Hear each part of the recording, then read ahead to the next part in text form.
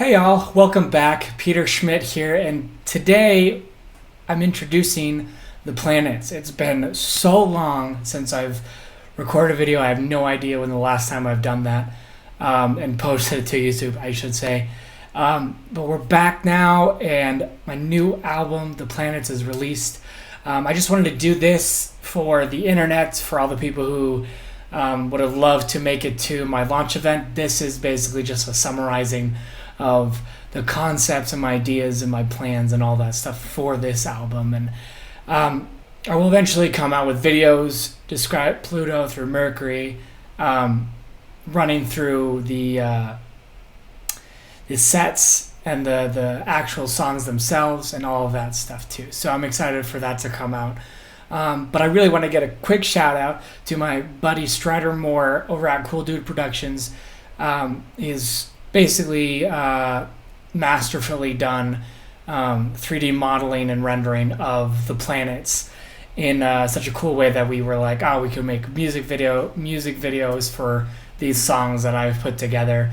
And so they should be released right now, and you can go and take a look at them. Anyways, without further ado, let's just jump right into this presentation I have for you. Just kind of nerd out with me as I've walked through this. And yeah, thank you again for watching and subscribing and just being a part of this little community I'm trying to build and building. And yeah, let's nerd out together. So I just wanted to get into some of the concepts. It's kind of a bunch of nerdiness and some numbers, but it's I liked it. So as all good artists do, I created a couple barriers for me to write the planets in.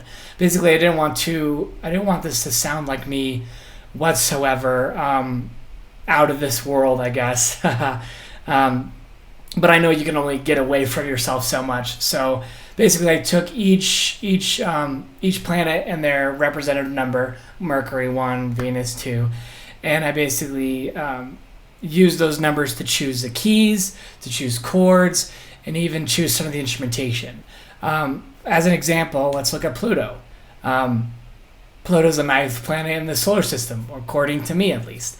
And so we take the number 9 and we count up from C, or I count up from C, 1, 2, 3, 4, 5, 6, 7, 8, 9, and we land on G sharp. That becomes our key, our starting key. So just, yeah. That also becomes our first chord. And since we're basic and we like our 4 chords, that's what our so we'll just count 9 up from G sharp, and we have F. So like I was saying before, we're basic, we like our 4 chords. So 9 up from F is D, 9 up from D is B, and since we use the numbers to do that and some others, we decided that will be the end of the barriers, and now we have creative liberty. So I changed the D to D minor and B major to B minor. So with that, we used the instrumentation we chose, and we added a melody, and boom, we have a song that sounds out of this world. Lols. The main library I'm using during this is called TIME Macro by Orchestral Tools. Love orchestral tools in general, so I use a lot of them. But basically, they recorded choirs, strings, and brass, and the likes, and they did it in such a way where there was such like a realistic breath to each sample. Basically, they recorded the samples in a long tail, so they were able to do like slight movements in between things, so it adds a lot of texture and realism because no one's going to play a note completely perfectly. But they also record a lot of cool extended techniques like playing with the back of the bow and stuff like that, in the same category, and like choir doing like zzz with their, which randomly or at random is what it's called. And so I was able to use those extended techniques to create a soundscape for most of the space. And plus I thought it was kind of perfect because time and space were like the cool foundation of the album. So I also consistently used a female vocal called from the library Jaeger by Audio Imperia, and they basically recorded this Meredith, I believe. Can't pronounce her last name, but they recorded legato and other things. But it is so amazingly human, and it just sounds so good. And so it was also a inspirational part of all these. And she's in every track, and it just brings these tracks to life and gives it emotion and power that only a voice can.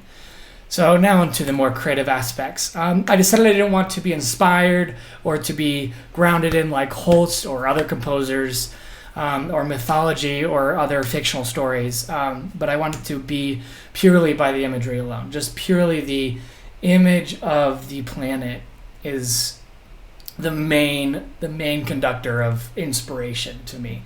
So I placed it in such a way that my inspiration was right above me on my TV. And when I was stuck at a part, I would look up and be like, all right, how am I feeling these colors, these textures, how would I know about the planet? And I used the photo purely as my inspiration. And from those beautiful photos shot by NASA, I came up with ideas, feelings, emotions, and stories in my head to write these 9 songs. And that pretty much just kind of wraps up my ideas on the planet. So I'm excited to show you the rest. I have, again, they should be available now on this channel, so you can listen to.